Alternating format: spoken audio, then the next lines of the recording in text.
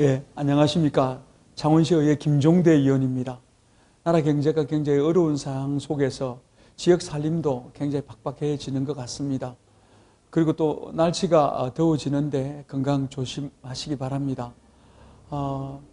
창원시가 2010년도에 통합이 되고 난 이후에 여러 가지 많은 일들이 있는 상황 속에서 그래도 나름대로 잘 극복되고 있는 것 같습니다. 그럼에도 불구하고 우리 주민들이 생각하는 많은 일들이 완벽하게 처리가 안 되고 또 그리고 또 그런 일들에 예산이 수반되다가 보니까 더디게 진행되고 있는 것에 관해서 늘 죄송하게 생각합니다. 하여튼 불철주야 열심히 해서 우리 주민들이 생각하는 많은 일들이 아름답게 잘 열매맺을 수 있도록 노력하도록 하겠습니다. 창원시와 장애인 단체 간에 갈등이 있었는데 지금 해결된 것을 알고 있습니다.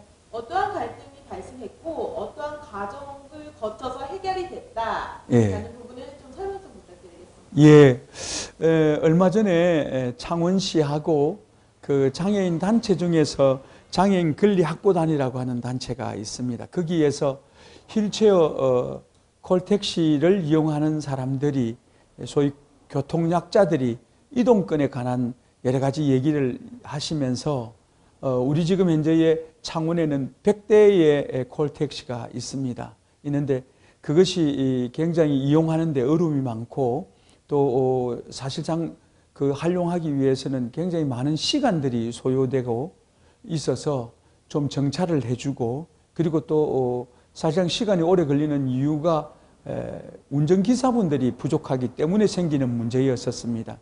그 부분에 있어서 좀 이렇게 활용도를 높일 수 있도록 해달라는 것과 그리고 또 이제 요금이 조금 여러 가지 일원화되지 않아서 어려움이 있었습니다. 크게 나누면 그런 세 가지를 가지고 여러 가지 행태로 항의를 하고 굉장히 그 논란을 벌였었는데 우리 창원시의회에서 민주의정협의회라는 조직이 있습니다. 야권 의원들을 중심으로 해서 모여가 있는데 그 단체에서 중재를 써가지고 최근에 해결이 됐습니다. 해결이 되는데 거기에서 이제 원래 그 단체에서는 지금 현재 기존에 100대가 있는 상황이지만은 한 100대 정도 더 해달라고 하는 요구가 있었습니다. 그랬는데 창원시가 그건 들어줄 수 없다 그랬었습니다. 그 이유로는 사실은 지금 현재 법정 대수는 약 한 50대 정도만 되는데 현재는 100대가 있고 그리고 또 다른 어떤 시군의 비교를 해보면 우리가 많은 대수다 이렇게 이야기하고 있었습니다. 제가 또 조사해 본 걸로 보면 그렇게 많은 것도 아니고 사실상 조금 많은 편이긴 하지만은 수원시 같은 경우는 우리가 지금 현재의 1급, 2급의 장애인 수가 9,921명 정도 되거든요. 되는데 그런 상황 속에서 100대를 이용하게 되기 때문에 사실은 굉장히 숫자가 그렇게 많지 않은 상황이고 그런데다가 하루에 그 500여 차례에 운용하고 있는 상황 속에서 사실 기사분들이 운용하는 데 있어서 숫자가 적어가지고 여러 가지 어려움이 있어서 한번 이렇게 예약을 하게 되면 그 예약 시간이 2~3시간은 최소한 걸려야 되는 그런 상황이었습니다. 그래서 창원시에 이제 그걸 대수를 늘려달라고 했었는데 대수를 늘리는 것도 중요하지만은 지금 현재 있는 차량이 약 한 45%가 노후된 차량이기 때문에 그것도 교체를 해야 되고 또 지금 요구하는 100대를 더 해주게 되면 현실적으로 예산이 약 한 100억 이상이 더 소요되기 때문에 현실적으로 어렵다. 이런 부분이 있었습니다. 그래서 이런저런 이렇게 협상을 하는 가운데 5년 안에 10대 정도를 더 늘리고 지금 현재 기존에 있는 노후 차량들을 다 교체하는 것으로 그렇게 합의가 됐습니다. 그리고 이제 차량도 늘어나면서 동시에 이제 기사분들도 약 거기에 맞도록 지금 현재 우리가 활용도가 한 75% 되는데 90% 될 수 있도록 기사분들을 확충하는 그런 문제와 그 다음에 이제 그 이용에 관한 그 비용이 드는데 그것은 시내에 다닐 때는 버스 요금으로 하고 그리고 이제 시외로 만약에 나간다고 할 때에는 시외 버스 요금, 교통 비용을 부담하는 것으로 그렇게 하면서 합의가 됐습니다.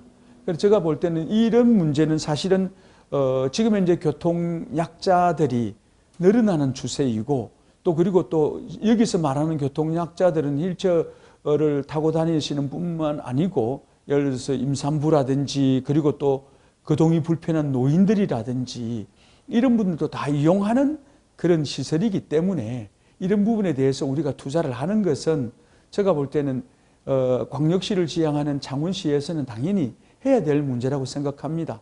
그런 부분에 있어서 앞으로 계속적으로 우리가 관심을 가져야 될 문제인 것 같습니다. 창원시에 바라는 장애인 정책이 있으시다면 혹시 어떤 부분이 있으신지 건의사항? 예. 사실 제가 이제 오랫동안 시의회 의원으로서 정 활동을 하고 있지 않습니까?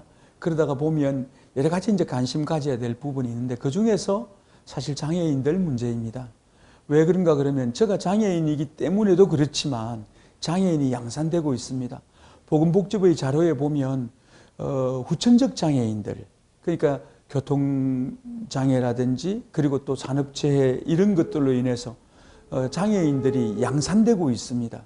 그래서 후천적 장애인들이 소위 89.6%까지 지금 증가하고 있는 상황이고, 그리고 장애인 유형이 계속 세분화되고 있는 상황 속에서 각각의 요구들이 양산되고 있는 그런 입장입니다. 그렇기 때문에 지방자치단체에서 장애인에 관한 여러 가지 정책이나 예산을 수반하는 여러 가지 이 행정행위를 열심히 할 수밖에 없는 그런 상황인데, 사실은 그 예산이라고 하는 것은 결국은 시민들의 혈세로 이루어지는 것이기 때문에 그런 데 있어서 적절하게 배분하는 것이 중요하고, 그럼에도 불구하고 장애인들은 늘 배가 고프고 불편하고 모질하고 미진한 겁니다. 그런 측면에서 상당히 안타까운데, 사실은 창원 같은 경우는 지금 매년 거의 10% 가까이 예산이 늘어나고 있습니다.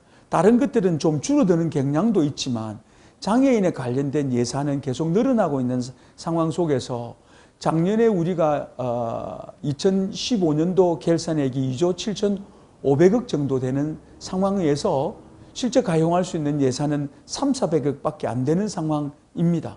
그 중에서 장애인 복지 문제에 들어가는 예산이 근 한 1,000억 가까이 되고 있습니다. 그런 상황에서도 장애인들이 굉장히 어려움을 아직도 호소하고 있는 상황입니다. 그래서 저는 이제 결국은 장애인의 건강 문제나 또 장애인의 어떤 복지 문제는 결국은 그 지역의 행복 지수하고 비례하는 것입니다. 그리고 또 어느 도시가 장애인 문제에 대해서 예산을 많이 쓰고 신경을 많이 쓰느냐에 따라서 그 도시가 아름다운 도시고 가치 있는 그런 명품 도시가 되는 거죠. 그런 측면에서 우리 지자체가 굉장히 관심을 많이 가져야 되는데, 이제 장애인 유형이 굉장히 세분화되고 있고, 그리고 또 요구들이 굉장히 이제 전문화되고 있는 상황입니다. 그래서 행정행위를 함에 있어서 거기에 다 맞추려고 하다가 보니까 늘 어려움이 많이 있습니다.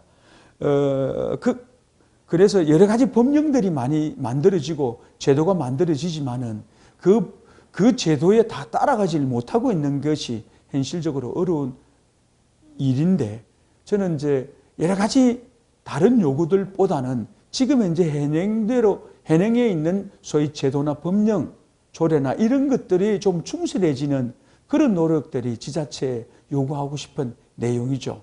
예를 들어 중증장애인들 같은 경우가 이분들이 생산하는 생산품들이 있는데 법에 보면 이런 것들을 우선 구매해 주도록 되어 있습니다. 그런데 그게 잘 안 되고 있어요.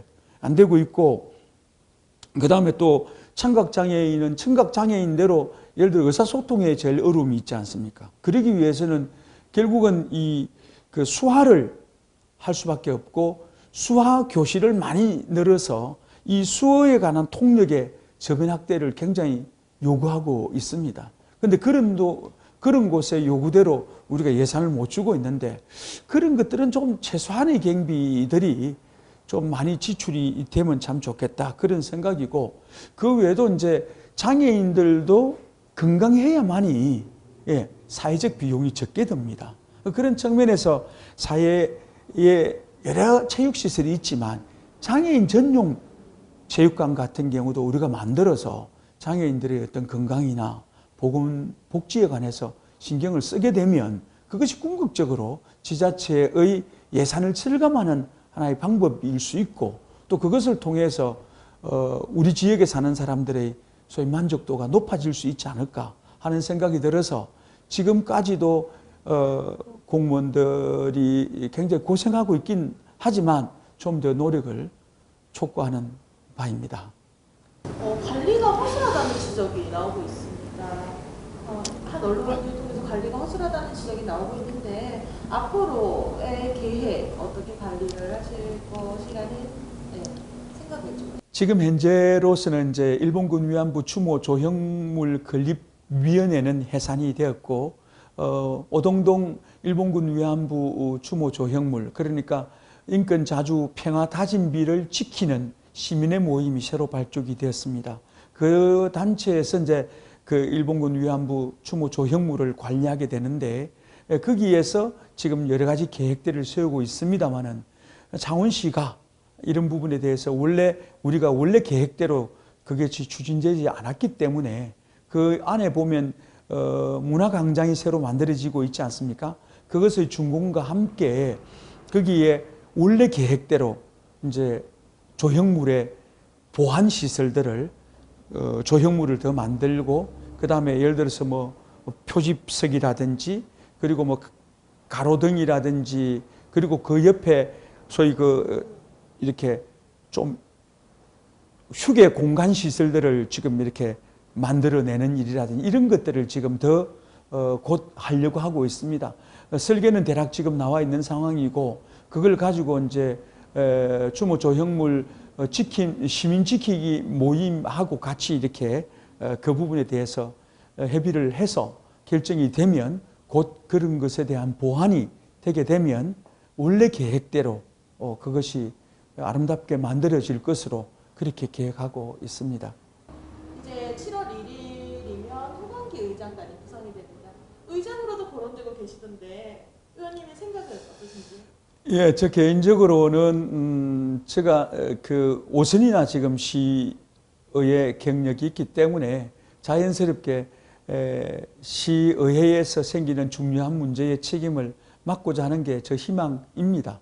그럼에도 불구하고 적하마 또 고명하신 분들이 많이 계시고, 또 우리 의회 안에는 지역도 나눠져 있지만 출신들이 다 다르긴 하지만 또 여야로 구분되어 있습니다. 아시다시피 저는 야당 쪽의 의원이기 때문에 우리 안에는 현실적으로 여당이 43명 중에서 28명으로 다수가 차지하고 있습니다. 그래서 그분들이 어떤 의지를 가지느냐에 따라서 야당 출신 의원들이 의회 원 구성하는데 이제 진입을 하느냐 못하느냐 결정이 되는 그런 상황입니다. 그래서 저는 지난번에 초기에 때도 전반기 때도 의장으로 출마해가지고 많은 표를 얻은 경력이 있기 때문에 제가 갖고 있는 여러 가지 경륜이나 그리고 또 저의 진정성을 우리 의원들한테 잘 말씀을 드리고 또 의논해서 후반기가 우리가 지향해야 될 여러 가지 비전과 미션을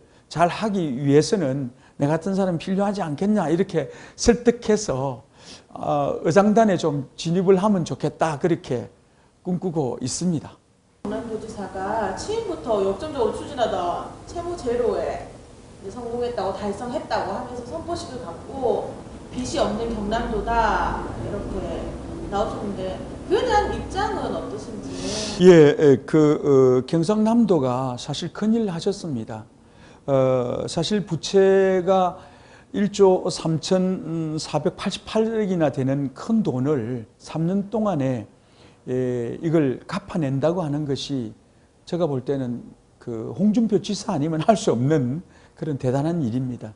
문제는 행정을 하는 데 있어서 속성상의 문제로 채무가 제로가 된다고 하는 것은 제가 볼 때는 합리적이지 못합니다. 왠가 하면 이 행정은 이렇게 어느 날 딱 이렇게 끊는 것이 아니고 계속 연속되는 것이기 때문에 거기에서 생기는 여러 가지 도민들의 삶이 계속 지속되는 것이기 때문에 어느 날 갑자기 요거 딱 끝내고 요거 하고 이러는 것이 아니기 때문에 채무가 제로가 된다고 하는 것은 조금 제가 볼 때는 이해가 좀 안 되는 부분이고, 동시에 지금 현재 경상남도가 이렇게 그 예산을 운용함에 있어서 결국은 그 18개의 경상남도 시군이 다 연계되어 있는 내용입니다. 그래서 결국은 이 연동되어 있는 상황 속에서 어떤 한 지자체가 예를 들어 채무를 제로화 시켰을 때에 또 다른 여러 가지 문제점,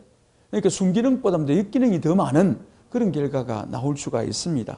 사실은 지금 현재 우리가 높이 평가하는 것 중에서 경상남도가 행정의 계획이라고 하는 부분에 있어서 평가할 만한 몇 가지 일이 있긴 합니다. 그 중에서 예를 들어서 뭐 거가대교라든지 마창대교 이런 것의 운용 방식을 개선해서 거기에서 생기는 돈을 만들어 빚 갚는 데 쓴다거나, 그리고 이제 도 단위로 이제 출연 기관들이 있는데 그런 것들이 이제 방만하게 되어 있는 것을 뭉쳐서 예산을 절감한다거나 이렇게 할 수가 있습니다. 그러나 문제는 이제 그것만 가지고는 이런 큰 돈을 갚을 수 없기 때문에 사실은 우리가 조금씩, 그러니까 옛날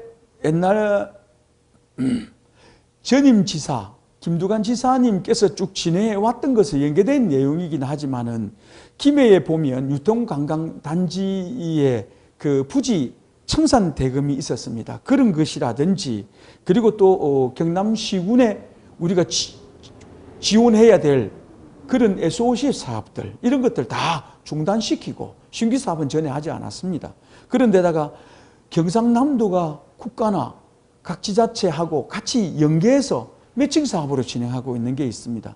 그런 것들의 비율이 일반적으로 있습니다. 일반적으로 예를 들어서 국비가 50% 같으면 시비, 도비가 각각 25%에서 100%를 운용해 오는데, 도가 이런 것들을 임의적으로 일방적으로 조정해 가지고 지자체, 그러니까 기초지자체의 부담을 주면서 이런 걸 조정해 낸다거나 이런 식으로 그 쭉 진행을 해왔고, 그리고 또 이제 13개 정도의 기금 운용을 해왔었는데 그런 것들을 다 이렇게 폐지를 하면서 그런 돈으로 이 부채를 갚게 되었거든요.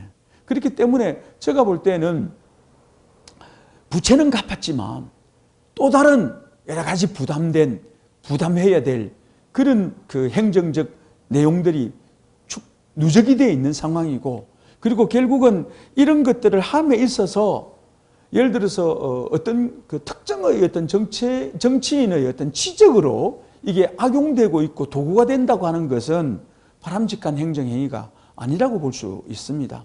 그런 측면에서 우리는 문제 제기를 하는 거고, 그 중에서 대표적으로 예를 들어 조정교부금이라고 하는 것이 있습니다. 국민의 4대 업무 중에서 납세 업무가 있는데 국세도 내야 되지만 도세도 내야 되지 않습니까? 그 도세들을 각 기초지자체에서 받아가지고 주게 되면 도가 이제 그거를 받아서 금액의 비율이나 인구수나 그리고 그 내용을 이렇게 나누는 법적인 것이 있습니다. 50만 이내일 때는 27% 적용하고 50만 이상 되면 47% 하고 하는 이런 기준이 있는데 그 기준에 의해서 이제 그 다시 돌려보내주는 그 세금을 조정교부금이라고 하는데 이런 것들을 그 도가 주지 않았어요. 그래가지고 이것이 감사원에 지적이 됐었습니다. 2015년도 감사원 4월 달에 감사원 지적에 의하면 3,443억 원이나 된다고 얘기합니다. 그때 내용으로 보면 창원시 같은 경우만 해도 근 776억이 우리가 못 받은 것으로 그렇게 얘기가 추계가 되고 있었습니다. 그 외에도 이제 예를 들어서 뭐 마산 같은 경우를 보면 자유무역 지역 같은 경우가 지역의 소위 성장 동력의 하나의 축을 이루고 있고 또 지역의 경제 활성화에 굉장히 중요한 것이었는데 이게 이제 국가산업단지 아닙니까? 여기에서 이제 국비가 내려오는 것은 당연할 뿐만 아니라 도가 부담해야 될 210억 같은 경우도 주지 않아서 제때 주지 않았습니다. 그래가지고 지금 현재 중단되어 있지 않습니까? 그런 것처럼 예산을 쓰는 데 있어서의 효율성이나 효능에 관해서 이렇게 충분히 다루지 않고, 예를 들어서 어떤 걸 실적 위주로 이걸 진행하다가 보니까 그 관계되는 지자체와 그리고 또 관계되는 사람들끼리 불합이 이루어지면서 여러 가지 문제로 노정되고 있는 것입니다. 어쨌든지 간에 부채를 탕감하는 데 있어서의 노력은 우리가 높이 평가하지만 그것으로 인해서 생기는 지자체의 그 예산의 운용에 있어서의 부담이라든지, 그것이 예를 들어서 지역의 중장기 계획을 제고시킨다거나 그리고 또 지역의 균형 발전에 어려움을 준다거나, 그것 때문에 예를 들어서 지역의 복지가 문제가 생겼다, 이런 것에 대해서는 또 다른 평가를 받아야 될 그런 문제로 생각이 됩니다. 네, 마지막으로 시청자분들께 마지막 인사 말씀 부탁드리겠습니다. 예, 오늘 짧은 시간에 여러 가지 얘기들을 드리지 못했습니다. 저는 우리 주민들의 어떤 사랑을 받아서 5번이나 시연을 하고 있는 상황에서 늘 어떻게 해야 보완을 할 수 있는가, 그런 걸 염두에 두면서 제가 활동하고 있습니다. 짧은 시간에 다 거론하지 못했던 여러 가지 문제들이 있습니다. 야구장 문제라든지 해양신도시 문제라든지 또 지역의 재개발 문제라든지, 그리고 또 우리 사람들이 지금 현재 경제적으로 어려운 상황에서 한 사람 한 사람 그런 부분에 대해서 일자리를 만든다거나, 그리고 또 아픈 사람에 대해서 만족할 수 있는 여러 가지 지원 시설, 이런 것들을 만들어야 되는데, 그런 것들이 다 예산이 수반되는 문제였기 때문에 일일이 다 뭘 못해 주어서 늘 마음이 아픕니다. 어쨌든 제가 볼 때는 이런 것들을 하는 데 있어서는 약간의 시간이 필요하고 많은 사람들이 노력이 필요한 것 같습니다. 저에게도 좀 많은 사랑을 주시고 또 좋은 아이디어가 있으시면 언제든지 좀 말씀을 해 주시면 그것을 대변하고, 그리고 또 실질적인 대안을 만들어내는 데 도움이 될 것 같습니다. 늘 건강하시고 그리고 행복해질 수 있는 것은 결국 마음먹기입니다. 힘내시고 꿈과 희망은 결국은 미래의 우리의 모습을, 삶을 아름답게 만드는 것이기 때문에 늘 긍정적인 희망을 가져주시기 바랍니다. 대단히 감사합니다.